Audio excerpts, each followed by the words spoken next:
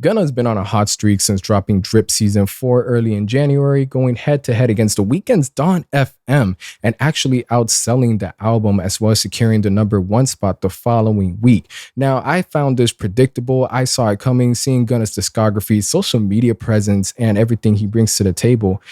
It was only a matter of time before he outsold The Weeknd. I couldn't say that with a straight face. It is bullshit. Don't hold me against it. It caught me by surprise. It really did. Everything from the pushing P meme culture to the actual, I guess you could say, quality of the project and everything else surrounding that. Give credit to Gunna. I have a video where I break down how he managed to outsell The Weeknd. But we're here. We're here. Final installment of the Drip season series. What does it do? What does it bring? And for Gunna, I mean, Gunna sort of refines what Gunna does best as far as, some laid back canvases, whether we're going on a melodic verses, some catchy hooks, simple stuff. I guess I'll start off with the negatives which I had on the track, and then the painful part of Gunna's music, and it's anything that relates to singing or stretching that melodic rapping to where it sort of feels like a half-baked attempt to R&B, whether it's on Private Island with this, just the guitar instrumentation isn't doing it justice. On tracks like Sold Out Dates, where he's able to have someone like Lil Baby, or other tracks where Gunna sounds alive and just more upbeat with different tones, it pays off. But on Private Island, it just doesn't do well. Flooded as well, I didn't feel nothing flooded about that. This track overall sounded dry, to say the least. Die Alone with Gunna and Chris Brown was, I don't even know if this was a song in my eyes. The first 30-45 seconds, it just feels like Gunna's waking up and gets reminded that he has to record. Terrible performance by him. And for Chris Brown and Young Blue, they're just not able to do enough to give this song life. And then going on from there, I just feel the second half in general sort of dies down. And Private Island should have been that second half, because it just starts the album on a type of mood, just average. But with that, Gunna steps up in an aspect I didn't expect, and using the use of alliteration, definitely a new, I wouldn't say new rhyme scheme, but something more emphasized in this project, whether it's through pushing P, pushy count, pushy pound, P power, and even if not the title tracks are using a P, there are verses that constantly use the P alliteration all over, which works well. I would say well suited for him, for someone that can often sound boring, since, again, he sort of likes to fade back with instrumentations. He just leads it enough to where where the direction is going. But when it comes to being boastful, when it comes to being flashy, it definitely gives us some spice. Solid, aggressive performances from people like Future and Young Thug, who are able to, have their different stylistic sound to where it's refreshing. You don't get too bored. And Gunna's able to actually hold out on his own, especially on Poochie Gown. Bit disappointed that the Freddie Gibbs disc wasn't fleshed out. My thing was, all right, if Gunna is going to be dissing Freddie Gibbs musically, that means he stepped up his pen to a higher level where it's acceptable. And by acceptable, regardless of how he feels about Freddie Gibbs is legendary in his own right. His pen is on an elite level. And for Gunna to feel that he will be able to hold up against it, shit, I'm all for it. It just didn't pan out. It fell off. But Gunna's able to hold up against 21 Savage and compliment Kodak Black perfectly on Thought I Was Playing and How You Did That. I was talking to my boy earlier. It's a song that I was surprised is still sort of just being rotated around in my head, that I often go back to.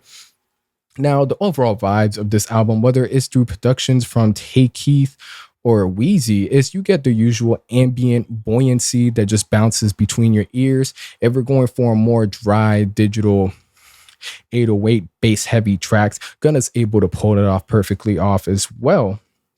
And again, this is a Gunna album that refines its highs, all the stuff that I spoke positively about. But whenever it comes to his lows, it doesn't seem that Gunna seems to get it. And I would love in the future, I mean, I'm pretty sure we'll love a whole bunch of different things, but less singing, man. Less singing, continue the rapping, continue the establishing some more versatility.